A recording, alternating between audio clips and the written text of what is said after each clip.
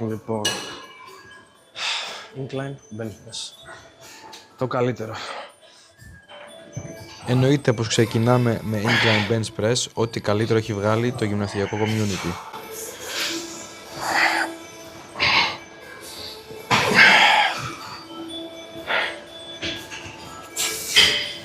Εδώ βλέπουμε το τελευταίο μου set, όπου προσπαθώ να φτάσω σε αποτυχία, αλλά από ό,τι φαίνεται έχει δίκιο ο παππούς μου. Είμαι εγώ η αποτυχία.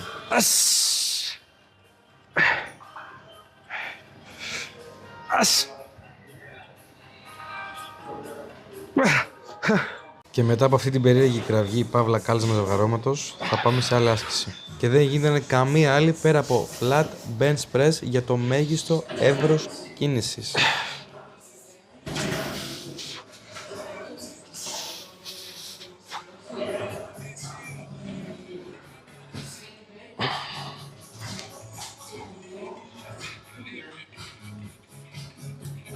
Και αφού τελειώσαμε επιτέλους με τις ασκήσεις του στήθους, μπαίνουμε κατευθείαν πιέσεις ώμων με αλτήρες.